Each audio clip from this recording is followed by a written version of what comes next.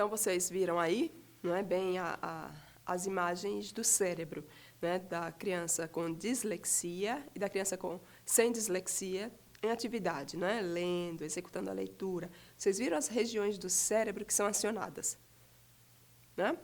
Então, vamos agora, né, focar nesses 4 transtornos. Vamos começar por dislexia, que é o transtorno mais estudado entre aqueles 4 que eu elenquei aqui para vocês. Tá? Descalculia, desortografia. Vamos começar pela dislexia, certo? Então, dislexia. Dislexia está associada à leitura, né, e à escrita, penso que isso já está bem claro. Aí, mais uma imagem. Vamos insistir bastante nas imagens, certo? Então, aí a imagem que mostra a região aí inferior frontal do cérebro, responsável pela aquisição, a região occipito-temporal ou occipital-temporal, responsável pelo processamento, né, e a região parieto-temporal ou região parietal-temporal, que é responsável pela análise das palavras. Na criança com dislexia, o que é que vai funcionar adequadamente? É a região frontal, é a região de aquisição. E os problemas, eles vão ocorrer, em decorrência da disfunção cerebral, na região occipital-temporal e na parietal-temporal. Tá? Então, a dislexia, né, ela tem origem neurobiológica, né, e influencia o processamento das informações e tem origem genética. Aqui uma síntese, né, do que é a dislexia, e eu peço licença a vocês para fazer a leitura, pensando, sobretudo, né, como sempre, aqueles que não têm acesso no momento dos estudos, ao vídeo. Então, o que dizem alguns pesquisadores, né, como Dickman, né, Bradley e Enden? A dislexia é uma dificuldade de aprendizagem de origem neurobiológica. É caracterizada pela dificuldade do reconhecimento e influência na decodificação e soletração. Essa dificuldade resulta tipicamente em um déficit, né, no componente fonológico da linguagem, que é inesperada em relação a outras habilidades cognitivas consideradas na faixa etária.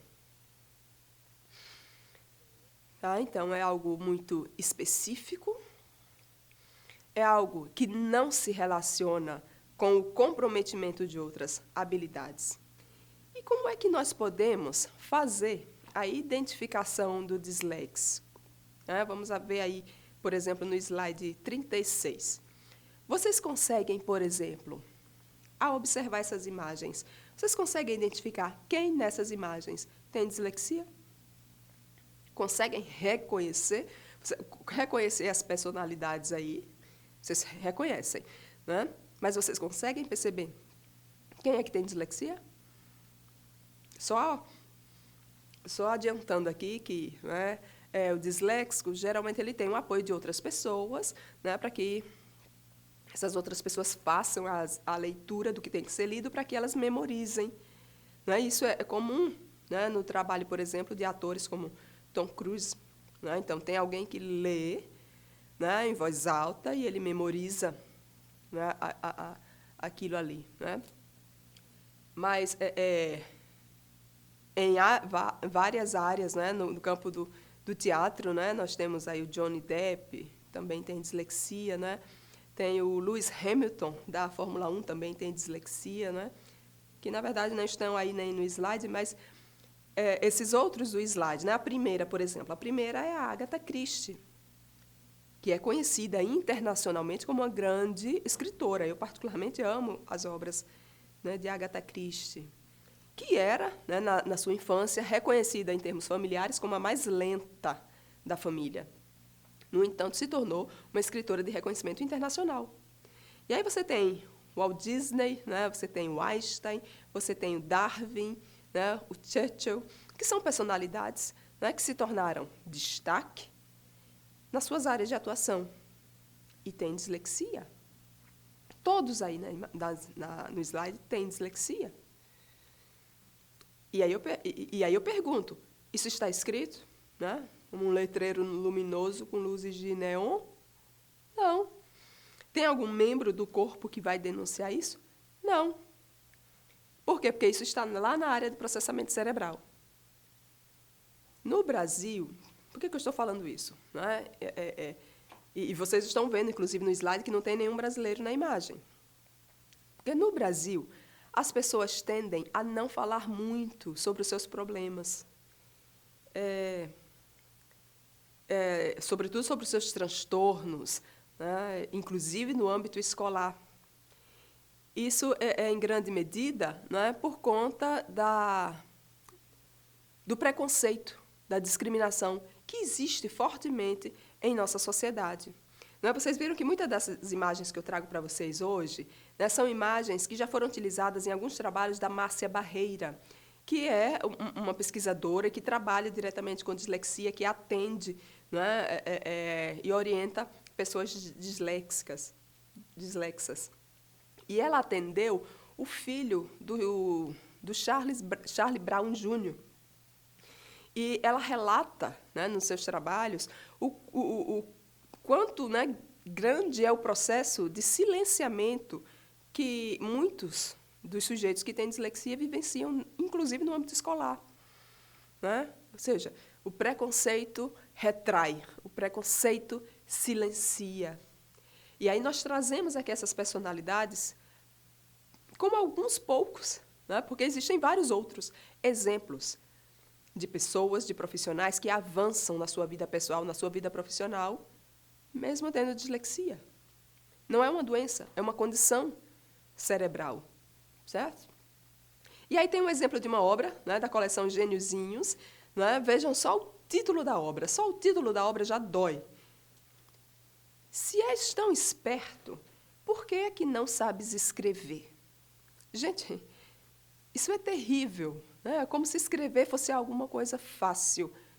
Mas é isso, né, que muitas crianças com dislexia ouvem, né? E as crianças sofrem, e nós precisamos ter cuidado em relação a isso. E aí, falando um pouco mais de leitura nesse slide aí 37, nós temos um teste de leitura. Eu não vou falar muito sobre esse teste, não, eu só gostaria que vocês fizessem. Então, eu vou pedir para o Marinho rodar o teste, é um teste super rápido, não? Tem o quê? 1 minuto e 42 segundos, colocamos inclusive o tempo dele aí, tá? Então, eu vou pedir para o Marinho avançar aí no teste, tá?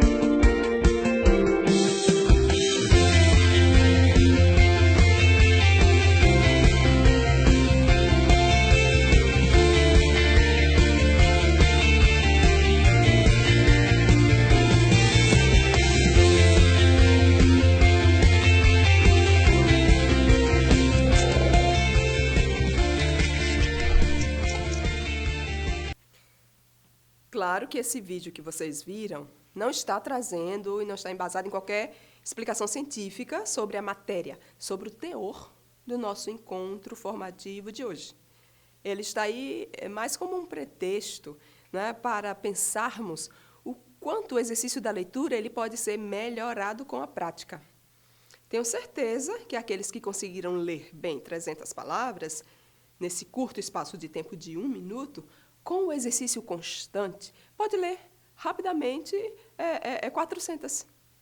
e com a persistência, com a constância, com a repetição, com o aprimoramento, rapidamente conseguirá chegar a ler 600 palavras por minuto.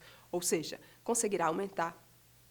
Isso é um exercício muito rápido, só para deixar claro que, com persistência, com acompanhamento correto, a gente consegue avançar. Tá? Espero que tenham gostado do teste. Conseguiram ler quantas palavras? Aí vocês me dizem lá no encontro presencial, tá? Ou por mensagem, vão me dizendo quantas palavras vocês conseguiram ler. Claro, isso não é um teste baseado em evidência científica. Ele está aqui só como um pretexto para que possamos experimentar, né? E perceber o avançar da habilidade leitora, certo? E também é preciso que pensemos que as pessoas leem em ritmos diferentes, independente de ter ou não dislexia. Certo? E é importante que lembremos, somos diferentes, tendo ou não dislexia, lemos em ritmos diferentes. Você, por exemplo, leu 600 palavras, não leu? Mas pode ser que alguém, né, outro cursista, consiga ler 400. Então, nós temos ritmos diferentes de leitura e todos podem avançar. Né? Em termos de avançar, vamos lá para o slide 38. E aí, o que é que nós precisamos ter, né, em mente, né, na análise da situação de uma criança que tem dislexia? O que é que nós precisamos considerar e o que precisamos desconsiderar? E aí, só lembrando, né, dislexia é um distúrbio de aprendizagem, é uma dificuldade para o aprendizado da leitura e da escrita, e os indivíduos que a possuem, né, possuem inteligência considerada de médio a superior. O que é que eles têm? Eles têm um cérebro que funciona de forma diferente. Apenas isso, certo? E aí nós precisamos, no diagnóstico dessa condição, excluir alguns aspectos. E aí nós temos alguns aspectos que nós já comentamos, mas achamos por bem reforçar, certo? Para termos muita clareza do que não pode ser considerado num dislexo. Então, adequado estado psíquico, né, ele tem que ser verificado, né, a inexistência de distúrbios intelectuais, ele tem que ter boa oportunidade de educação, ele tem que ter um meio familiar favorecedor, ele tem que ser identificado como sem déficits sensoriais, né, como causa. Então, ele não tem nenhum outro problema, nenhuma outra condição que cause obstáculos, né, e ele já passou por um processo de alfabetização pelo menos por 2 anos, então ele está em condições, né, de ter um diagnóstico.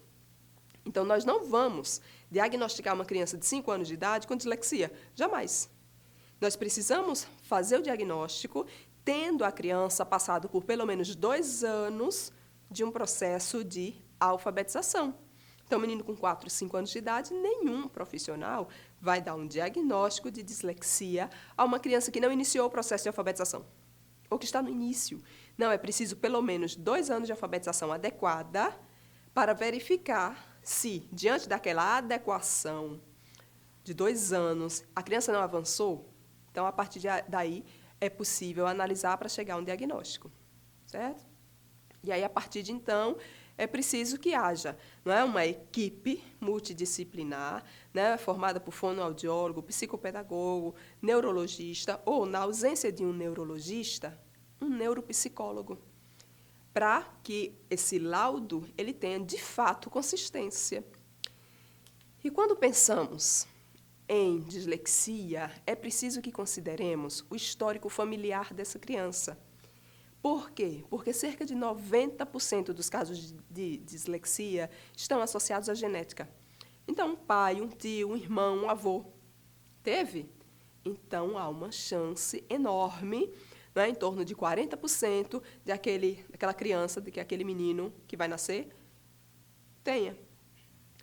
E veja que eu estou falando, que eu não estou falando de mãe, tia, avó, eu estou falando de pai, tio, avô e menino. Né?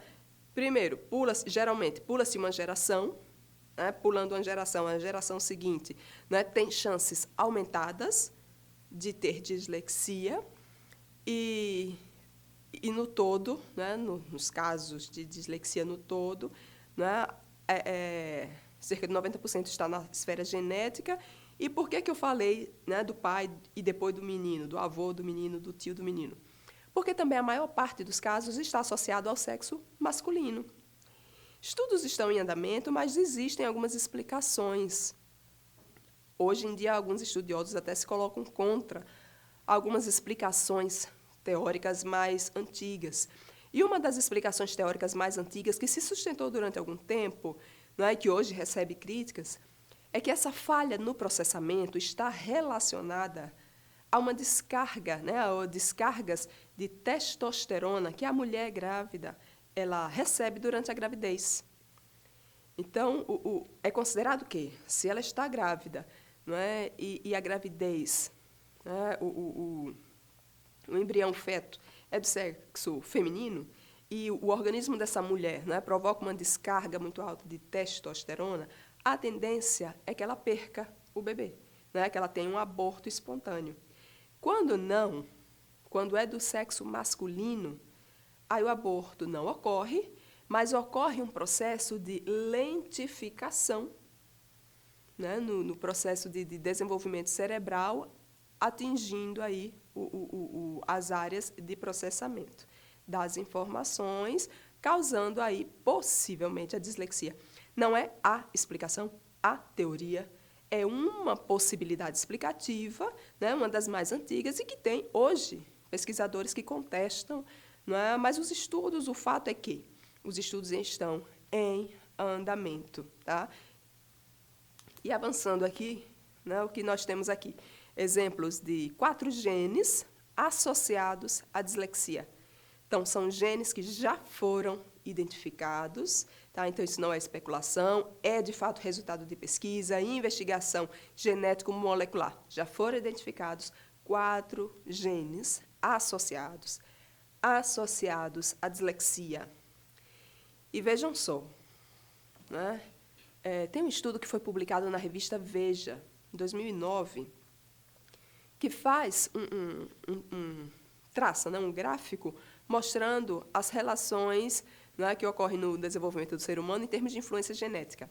E mostra lá, né, o lugar da dislexia na relação transmissão genética, no quesito transmissão genética. Em primeiro lugar está a altura do sujeito, né, como algo que depende da condição genética. Segundo lugar, está a dislexia. Aí vem lá, terceiro lugar, autismo, né, esquizofrenia, né, bipolaridade, hipertensão, esclerose múltipla, né, em termos de doenças ou transtornos que acometem um sujeito e que tem uma relação genética, vem lá na sequência, mas entre eles, né, entre problemas de saúde e transtornos, condição genética, a dislexia ela só perde para algo que não é nem um transtorno, que é a altura. Certo? Então, para mostrar o quanto, né, ela é de origem neurobiológica e de cunho genético. Certo? Então, o cérebro das crianças, não é, ele tem uma estrutura normal, mas tem uma falha no seu processamento. E qual é o núcleo da dificuldade do dislexo? O que é que é afetado? São afetados os componentes fonológicos da linguagem, né, a leitura de palavras e textos, acompanhando ou não outros distúrbios. O sujeito pode ter só dislexia, mas a dislexia ela pode vir associada a uma descalculia, a uma desortografia. São outros distúrbios que também têm associação com as falhas de processamento. Mas pode ser que seja só a dislexia também.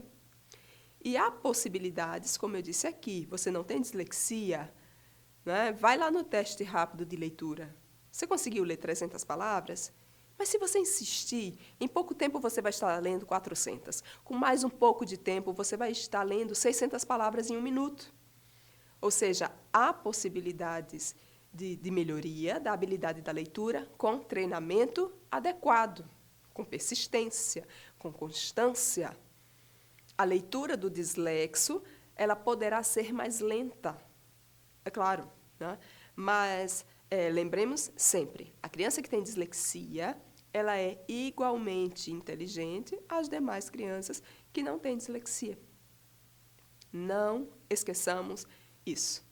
Avançando, dislexia, né? Ela acompanha ou não, como nós já frisamos, ela acompanha ou não outros distúrbios.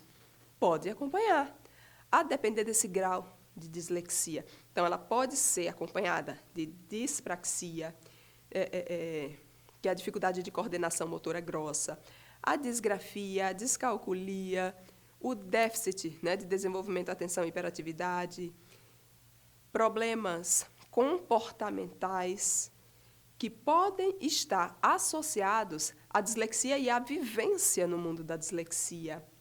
E lembrando, né, que há uma ocorrência maior entre meninos, como eu já havia frisado aqui. Então, para 4 meninos com dislexia, nós encontramos uma menina com dislexia. E o que não é dislexia? Não é um problema visual, não é um problema auditivo, não é um problema psiquiátrico, não é problema de baixo coeficiente de inteligência. De forma alguma. Eles são muito inteligentes, né? Com uma inteligência considerada de médio a superior. Tudo bem até aí? Então, vamos avançar. Lembrando, né? Aquela explicação teórica que eu citei aqui sobre as descargas de testosterona, essa é uma das teorias mais antigas para explicar essa concentração da dislexia nos meninos. Mas os estudos continuam, tá? Então é possível que nós já tenhamos aí a construção, né, a conclusão, né, conclusão de outras explicações teóricas, certo? Então, os estudos de dislexia, como eu já disse aqui, né, são os mais desenvolvidos, são os mais profundos em relação àqueles 4 transtornos de aprendizagem, e nessa profundidade a que os estudos já chegaram, nós chegamos a uma classificação da dislexia. Então, tem vários diferentes tipos de dislexia. Tem a disfonética, que está relacionada à relação, né, da conversão entre grafema e fonema, né, a relação letra e som, e é uma disfunção que ocorre no lobo temporal. Tem a dislexia superficial, que tem uma relação, né, não auditiva como a fonológica, mas sim com o processamento visual. Então, a disfunção ela ocorre no lobo occipital, certo? E aí compromete o processo de análise e de síntese fonética. E tem a dislexia mista, que ocorre no lobo pré-frontal, occipital e temporal. E aí é caracterizada pelas trocas auditivas, as trocas visuais, e são as mais comuns, são as mais correntes em relação a essas trocas. Elas são mais frequentes entre os disléxicos. Então, entre os disléxicos, o que é que predomina? A dislexia mista, tá? Que envolve aí características dos outros 2 tipos. E o que pode estar alterado no disléxico, né? Então, vamos pensar aí nos déficits específicos nas funções neuropsicológicas. O que é que pode estar afetado? Então, nós temos aí alguns aspectos que podem ser encontrados nas pessoas com dislexia. Quais são esses aspectos? Processamento auditivo. Então, quando, né, em um processo de investigação, né, na busca por um diagnóstico, a criança ela faz uma audiometria, aquela audiometria simples do ouvido, né? Vai dar tudo normal.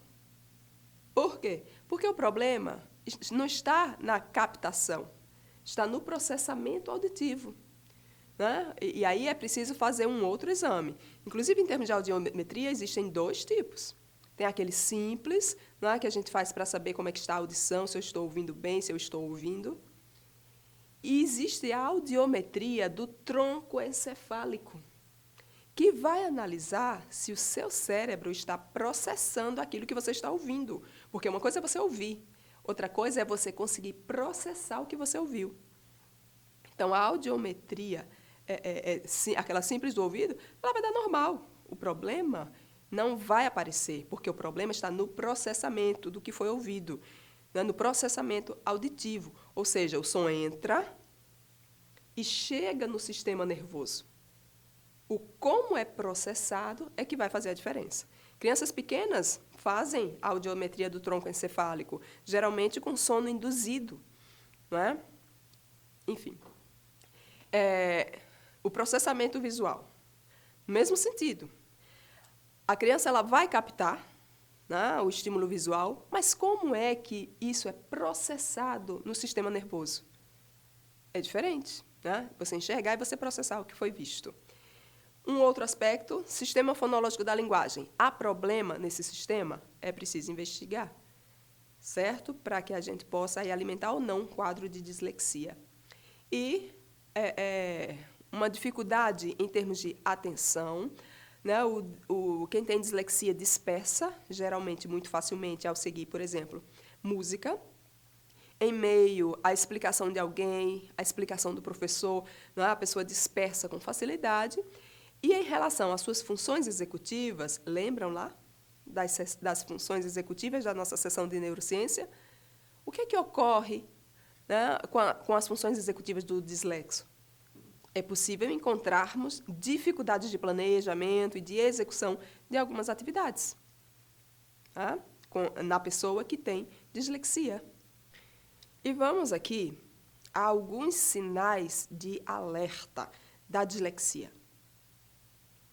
Se ela é genética, é preciso que façamos uma avaliação, certo? Porque precisamos descartar algumas coisas no diagnóstico. Em qualquer diagnóstico, precisamos descartar algumas coisas, como, por exemplo, imaturidade, descartar as dificuldades de aprendizagem. É preciso, portanto, muita atenção.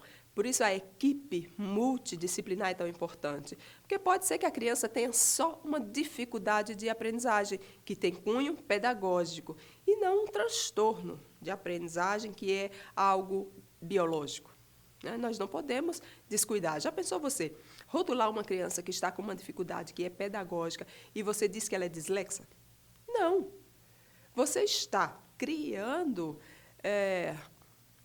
Porque, veja, se você diz que ela tem dislexia, significa dizer que você não tem conhecimento. E se você não tem conhecimento, você vai limitar o desenvolvimento do outro. Então, é preciso muita atenção, muito cuidado para verificar, né, cada situação que o aluno apresenta. Então, aí os sinais de alerta da dislexia. Como a dislexia ela é genética, é hereditária, se ela possui pais ou outros, né, parentes com esse diagnóstico, quanto mais cedo diagnosticarmos o caso da criança, melhor para os pais, para a escola, para a criança. Ela poderá, a criança, passar por um processo de avaliação por uma equipe multidisciplinar especializada, ótimo. Mas lembrando, o diagnóstico ele não será conclusivo se a criança não tiver passado ainda pelo processo de alfabetização. Se ela não tiver ainda 2 anos de processo de alfabetização. O máximo que esse diagnóstico chegará é que essa criança é uma criança de risco. Tá? Então, não adianta, né, você ter uma criança que não tenha passado por um processo de 2 anos de alfabetização e você levá-la para um possível diagnóstico. Então, é impossível um diagnóstico razoável se a criança não tiver passado por esses 2 anos de experiências de alfabetização, certo? E aí falamos de dislexia do desenvolvimento. O que é isso? Por que ela é chamada assim?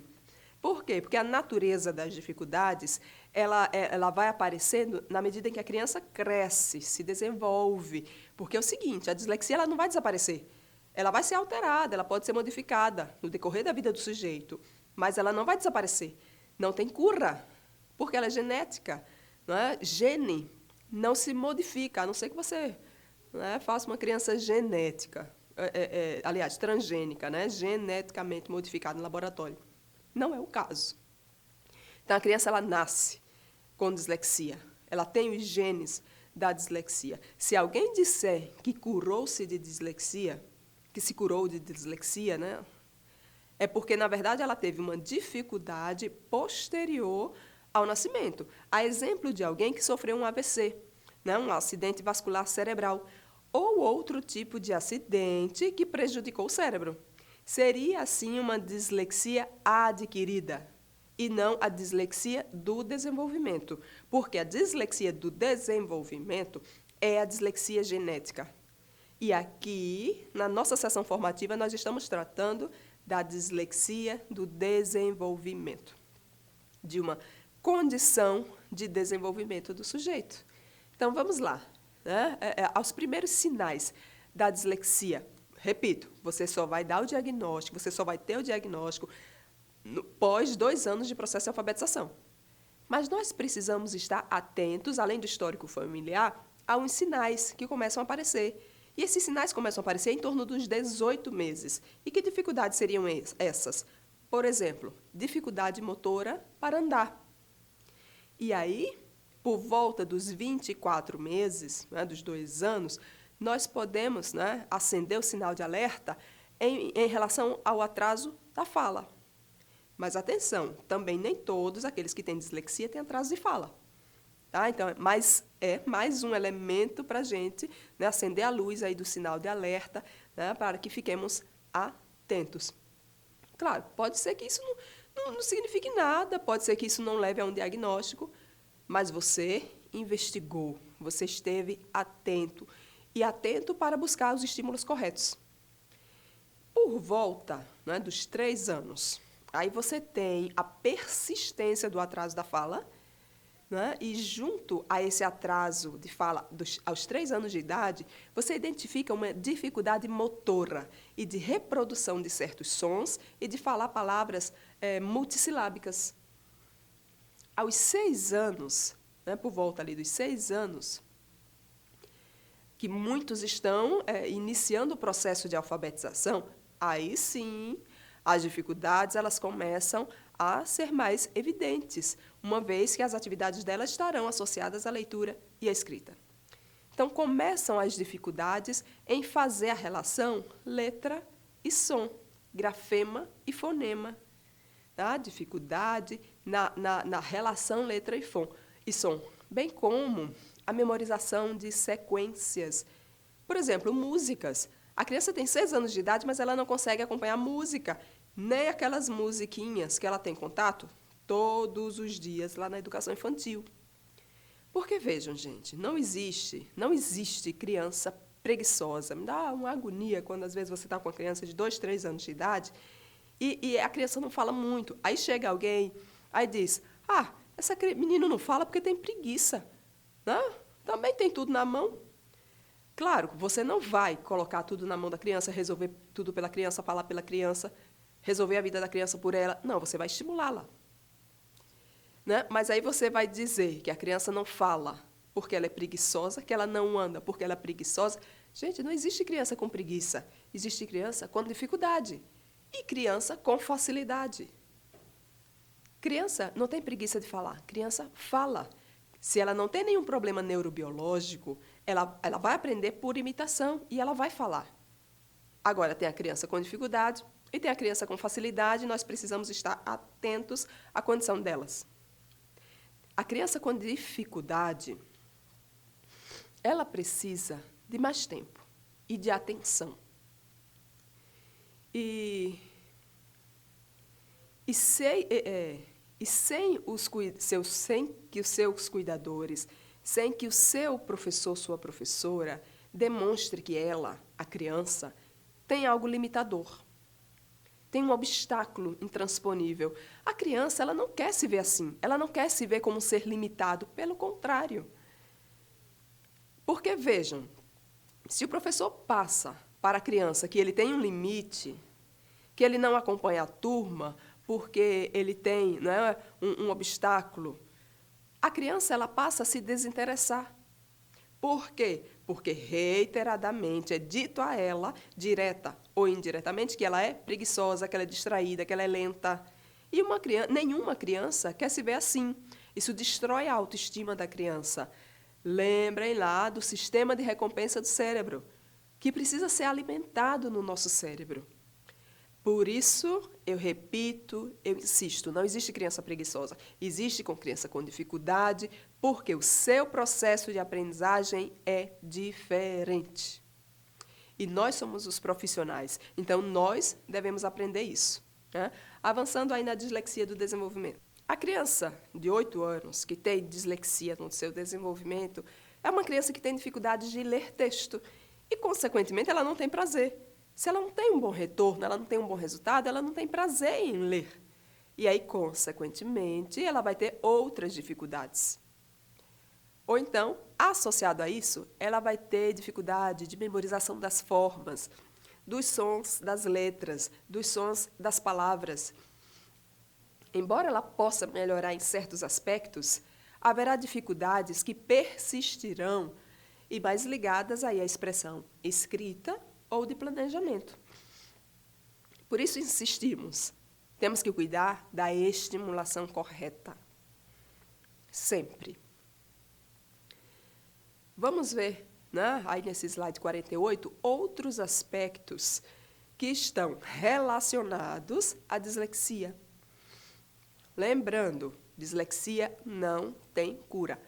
É uma condição neurobiológica. Tem base, né, genética. É uma condição crônica e não um atraso temporal no domínio da leitura, do desenvolvimento da leitura.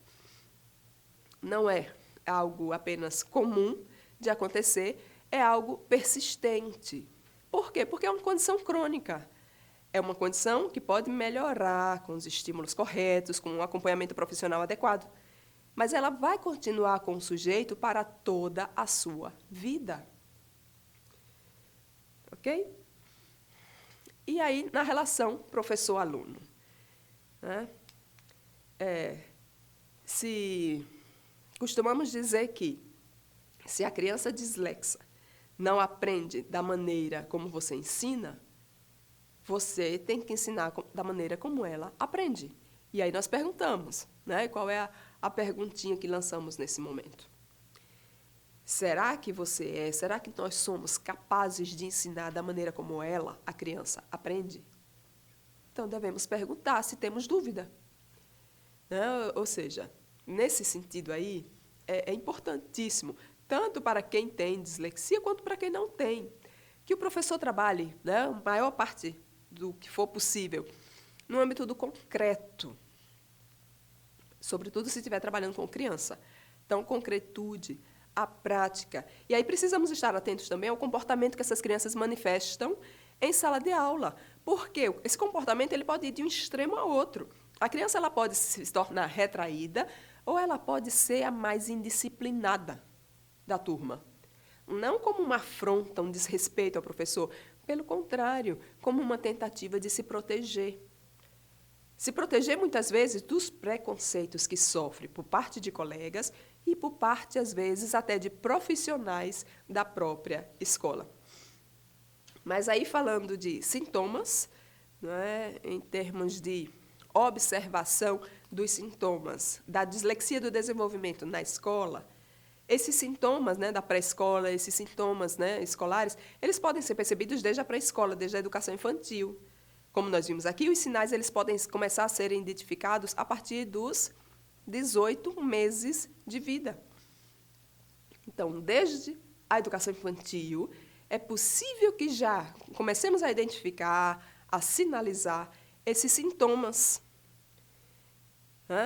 Vamos ver como a criança se expressa no decorrer aí do seu desenvolvimento, né? Vamos perceber também o seguinte, que algumas crianças elas conseguem se expressar oralmente, inclusive muito bem. Só que, com o passar dos anos, nós vamos começar a identificar que ela tem dificuldade em memorização de sequências, né, e, consequentemente, na escrita, né, e nos procedimentos de leitura. Precisamos estar atentos.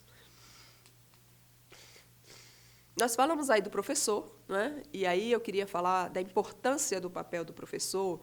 Por quê? Porque o professor ele vai identificar cotidianamente as dificuldades dos seus alunos. Que isso vai soar um sinal de alerta que vai levar o professor a encaminhamentos pedagógicos específicos. Porque, vejam, independente, né, do laudo chegar, nós podemos dar encaminhamentos pedagógicos mais adequados para a aprendizagem daquela criança. Até porque, se nós formos ficar esperando o laudo, muitas crianças vão ser marginalizadas do processo escolar. Porque não são todas as crianças, não são todas as famílias que têm, por exemplo, condições, né, de chegar a um laudo. Ora, precisamos de uma equipe multidisciplinar, Né? E qual é a família que tem, muitas vezes, condições, né, de ter um laudo fornecido por uma equipe formada por fonoaudiólogo, por psicopedagogo, neurologista? Nem sempre a família vai ter condições. Então, se a criança tem dificuldade, né, independente se é uma dificuldade específica pedagógica, se é um transtorno, independente disso, é preciso que, ao trabalhar com crianças, lancemos mão do concreto, do prático. E isso a gente leva até para os adolescentes do ensino médio. Tá? O que é aprendizagem baseada em problemas, se não atividades práticas, articulando, claro, ao conhecimento teórico. Né? Mas vamos avançar para alguns exemplos. Vejam, nesse slide 52, um texto, né, um exemplo aí, dentre muitos que a professora Márcia Barreira, né, destaca em seus trabalhos. Nós trouxemos alguns para vocês exercitarem, né, para vocês serem apresentados à escrita de um dislexo. Vocês conseguem ler? Vejam, o camaleão é um pequeno lagarto. Ele vive nas árvores. Sua cauda se agarra nos galhos.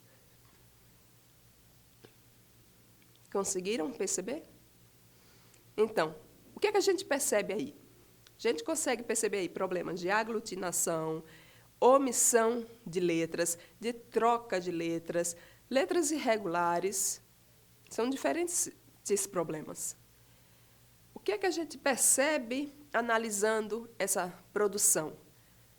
Que a criança, ela não tem o arquivo, de determinadas palavras, ela não tem a memorização da palavra. Não esqueçam lá, das rotas de leitura. Existe a rota fonológica e a rota lexical. A criança dislexa, né, disléxica, ela tem que recorrer à rota fonológica com muito mais frequência do que a que não tem dislexia. Mesmo assim, nem sempre o resultado é positivo, pela falta dessa memória gráfica, né, a memória gráfica da palavra, o arquivo da palavra. O cérebro ele vai exercitar-se procurando a associação devida, mas nem sempre ele será bem sucedido. Nesse slide 53, nós temos aí uma outra imagem. Tentem ler, tentem fazer esse exercício de leitura. Estão percebendo aí a escrita? Que tem diferencial, né? Vejam aí, né? Cachorro perdido. Era uma vez um cachorro, ou cachorrinho, né, muito sapeca, até que um dia ele estava passeando e ele se perdeu.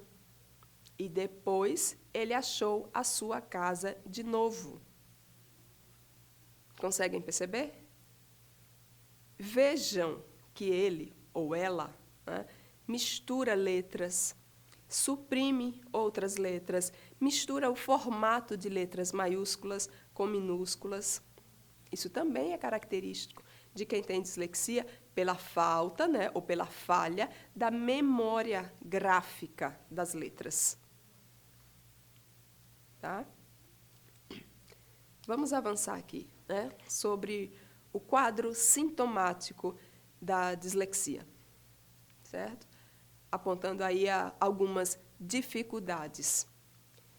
Porque, vejam, colegas, falar de dislexia é falar de dificuldade, de vencer dificuldades o tempo inteiro. E aí nós temos aqui, né, alguns exemplos dessas dificuldades. Dificuldade na aquisição e automação da leitura e da escrita, né? Dificuldade na leitura mecânica, na compreensão e na interpretação do conteúdo, e resistência a essa tarefa. Né? Claro que ele vai ter resistência. A vida de um disléxico, porque a vida, na verdade, de um disléxico não é fácil na escola. Veja só, eles têm muita dificuldade de juntar as letras, formar as sílabas, e ele faz isso no primeiro e segundo ano, né, do ensino fundamental, que para ele é uma dificuldade imensa. É a maior dificuldade para ele juntar letras, formar palavras, isso no primeiro e segundo ano do ensino fundamental. Quando ele entra no terceiro ano do ensino fundamental, o que é que acontece? Ele vai estudar uma tal de separação de sílabas. Gente, já foi uma dificuldade maior do mundo ele conseguir juntar as sílabas. Agora que ele aprendeu a juntar as sílabas, agora ele vai ter que estudar a separação das sílabas. É difícil para o cérebro do dislexo, né, pelo funcionamento que ele tem. Enfim, as dificuldades são muitas, né, a dificuldade de identificar erros, de interpretar textos, mas o dislexo ele entende muito, com muita facilidade aquilo que você lê para ele. Então, a importância de você ler para quem tem dislexia, não é? E ler, e sobretudo quando essas leituras são relativas a temas do interesse da criança que tem dislexia, né?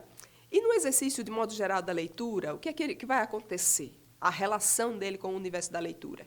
Ele vai evitar livros. Ele vai, no exercício, né, o exercício da escrita e da leitura vai provocar, né, vai ser a substituição e omissão de palavras. Ele não vai ser fluente, né, a leitura vai ser entrecortada. E, por conta disso, né, ele vai ter um receio acentuado de ler em voz alta, sobretudo se ele não se sentir num ambiente de aprendizagem seguro, respeitoso, tranquilo.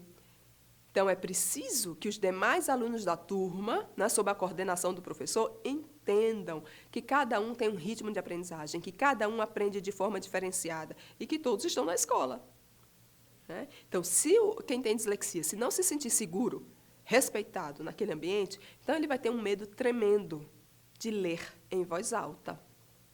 E aí, falando em quadro sintomático no que diz respeito à escrita, a gente tem aí, não é, um quadro em que identificamos coordenação motora fina para desenhos, não é, com extremos nessa sua elaboração, ou aquém do esperado ou além do esperado.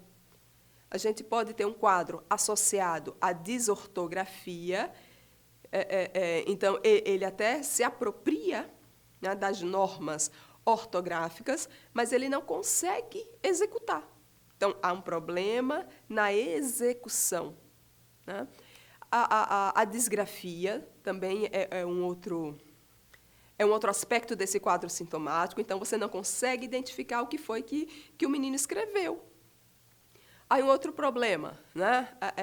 A dificuldade de copiar de livros ou da lousa, por conta do movimento dos olhos, ele troca, né? Ele omite letras, ou então ele faz a junção e a aglutinação das palavras. A dificuldade, por exemplo, de copiar do livro ou da lousa. Por que isso ocorre? Porque o dislexo ele tem problema no movimento sacádico dos olhos. Vocês sabem o que é o movimento sacádico dos olhos? Como é que nós lemos? Nós lemos por sacadas. Quando a gente lê, a gente não lê de forma retilínea. O maior exemplo disso são aqueles programas de karaokê, né? Que vocês já viram isso, né? Teve uma época, que época? Há uns 20 anos, mais ou menos, que aquilo era uma febre, né? Nos bares, nos restaurantes, dos menores aos maiores, tinha o setorzinho lá do karaokê, com a TV, né? E a música instrumental e a letra da música passando lá embaixo, com o microfone para você cantar. Como é que aquele programa do karaokê fazia para você acompanhar a música? Tem uma bolinha em cima das palavras, não tem? Que, na verdade, ela vai pulando em cima de cada sílaba. E você vai cantando, acompanhando ali, né, cada sílaba, com aquela bolinha fazendo aquele movimento. Aquele movimento é um movimento sacádico. Aquilo que a bolinha faz é um movimento sacádico. E o nosso olho lê seguindo aquela movimentação.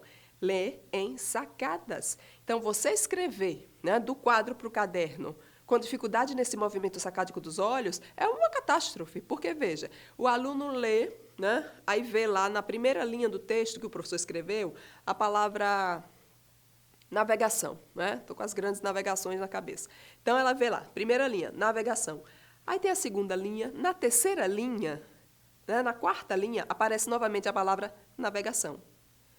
A criança, ao olhar para o quadro, os seus olhos poderão fazer um movimento de leitura que vai da primeira palavra, a navegação da primeira linha, para a palavra navegação que aparece na quarta linha. E daí ela vai seguir em frente, sem perceber absolutamente que ela pulou 2 linhas de escrita.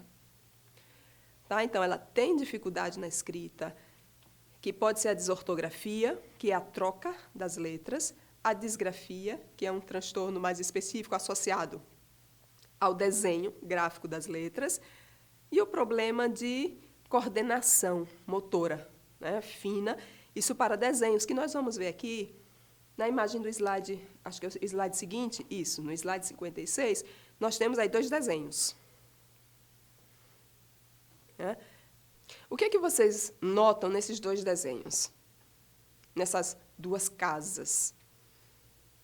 Percebam que um está aquém, né, está menos elaborado, e um outro desenho está além, está mais elaborado, com mais detalhes.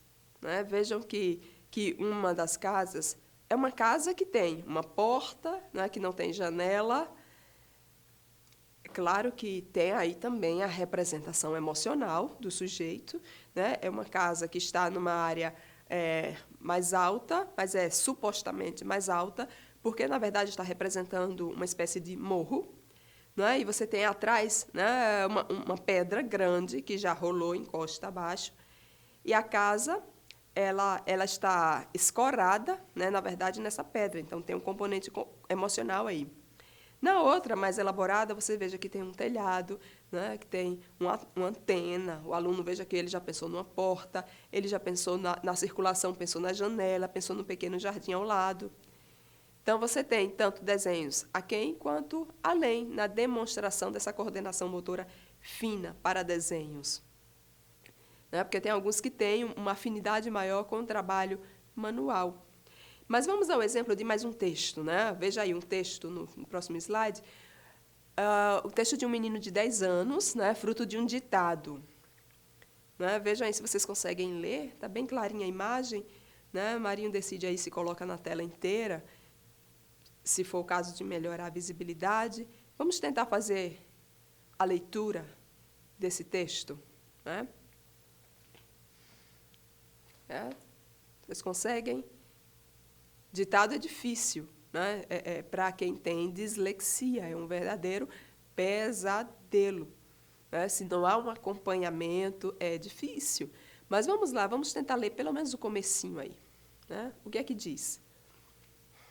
Com a gola do paletó levantada e a aba do chapéu abaixada, caminhando pelos campos escuros, era quase impossível a qualquer pessoa que cruzasse com ele ver o seu rosto. No local, percebem? Conseguiram acompanhar? A visibilidade também não está muito boa, né? Um texto de grafite. Mas, veja, muitas vezes, o problema da escrita ele pode estar associado, inclusive, à dificuldade em pegar no lápis. Vocês percebem que é uma escrita, né, clara, de grafite, mas tem algumas letras que você consegue identificar melhor pelo traçado. Então, tem algumas crianças que têm dificuldade em segurar no lápis. Tem, inclusive, algumas empresas que estão produzindo, quer dizer, estão produzindo, não é algo recente, já tem um bom tempo, né? E é tanto que é fácil encontrarmos nas livrarias o lápis triangular, né? Que ajuda no apoio da mão e na escrita, consequentemente, na escrita do aluno. Então, vale a pena, se a escola puder, né, adquirir isso para ter, né, no seu acervo de material didático na escola. Certo?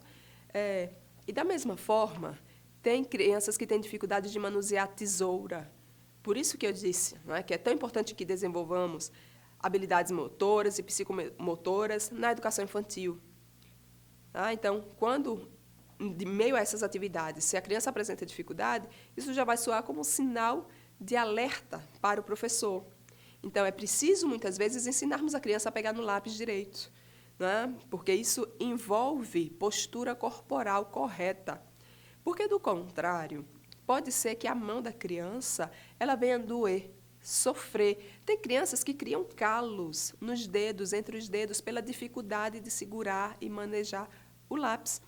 Particularmente, eu nunca tive alunos com essa dificuldade, né? Mas eu tenho, na minha memória escolar, né? Eu lembro lá na época do primeiro grau, né, de colegas que tinham calos nos dedos. Então, será que aquilo ali não era representativo de um possível caso de dislexia? Também como é que nós iríamos saber naquela época, né? Naquela época, as discussões não chegavam, né? Nós não tínhamos a profundidade dos estudos que nós temos hoje. Mas o fato é que coordenação motora desenvolvemos na educação infantil, certo? Então, tesoura, por exemplo, né? Tem criança que vai usar a tesoura, o que é que ela faz? Ela usa o indicador e o polegar. Você faz o que com isso aqui? Mata, né? Você vai sair com a tesoura, né? Acidentando, matando todo mundo. É um perigo. É um perigo para ela, é um perigo para quem está perto dela. Porque com indicador e polegar, você não vai segurar a tesoura, né? Com segurança. Do contrário, ela vai sair cortando tudo e todos que aparecerem na frente dela. Então, tem que saber usar o polegar, tem que saber o indicador, tem que usar o dedo médio para segurança e adequação do manejo da tesoura. Isso se ensina, isso se aprende na educação infantil. E aí, o que fazer em sala de aula, né, com esses alunos? Primeiro, sempre auxiliar. Sempre. Fazer junto, se for o caso. Segundo, dar mais tempo, né, para determinadas atividades, sobretudo a que exijam leitura escrita. Avaliação. Buscar avaliar, né, não focando apenas em leitura escrita. Se possível, sem focar em determinadas ocasiões na leitura escrita. E vale a pena, né, uma observação em relação aos esportes. Não há problema, geralmente, né, na prática dos esportes. O que a gente faz pensando aí em uma prática que sempre tem nas escolas, mesmo aquela que não tem uma estrutura, né, de esportes muito estruturada, mas tem uma prática, né, o tal do futebol, que sempre está presente, por exemplo, em todas as escolas. Independente de uma estrutura física formada, né, isso sempre acontece. Então, geralmente, quem tem dislexia se destaca mais, né, no gol, né, como goleiro, porque a visada, né, articulada com o movimento do pé, ela é dificultada para o dislexo, certo? Mas avançando aí no quadro sintomático, né, chegando aqui ao finalzinho do nosso segundo bloco, quadro sintomático associado à leitura e escrita. O que nós podemos dizer? Que a criança ela é mais lenta, né, e aí ela cansa-se mais rapidamente. Ela tem dificuldade para sentar e fazer as lições intermináveis que alguns professores, né, orientam. Elas têm dificuldades em completar as tarefas de sala de aula, por exemplo. Em casa, né, essa criança precisa também de auxílio, esse adolescente precisa também de auxílio. Não podemos deixar tudo a cargo da escola, né? E ele necessita, ou ela necessita, de um tempo maior, obviamente, para a elaboração das suas respostas. Mas lembrando, né, eles têm sucesso, né, em áreas que não dependem, né, de leitura e escrita necessariamente. Certo? Então, diante desse quadro, é claro, haverá resistência de quem tem dislexia para realizar as tarefas escolares. Aquela leitura silabada vai fazer com que eles percam o interesse em ler. Então, é importante que os pais, que os cuidadores, cuidem daquela criança, leiam para aquela criança, porque ela não quer ler, sobretudo em voz alta. Se ela não tiver muito respaldo, orientação, o respeito ao seu ritmo ali, explícitos, porque isso tem que ser explícito, ela não vai querer ler, ela vai se retrair e ela vai se afastar dos livros. A leitura e a aprendizagem, quando pensamos nessa relação, não podemos esquecer nunca a importância dos pais, né, dos cuidadores e dos professores no exercício da leitura para o desenvolvimento dessas crianças e desses adolescentes. Para que elas tenham condições de leitura, né, é necessário, é imprescindível o apoio dos seus cuidadores. Certo? Nós vamos entrar, a partir de então, né, nas dificuldades específicas. Né? São muitas as dificuldades específicas do disléxico, são muitas as dificuldades. Como elas são muitas, né, são mais de 10 dificuldades que nós elencamos aqui para exemplificar para vocês, como elas são muitas e o nosso tempo do segundo bloco está no limite, então nós não vamos trabalhar com elas agora. Tá? Então, vamos fechar agora o segundo bloco e seguimos, né, daqui a 10 minutinhos, só o tempo de tomar uma água, e voltamos para o terceiro bloco, tratando aí das dificuldades, tá, que estão aí no quadro demonstrativo dos dislexos. Tá?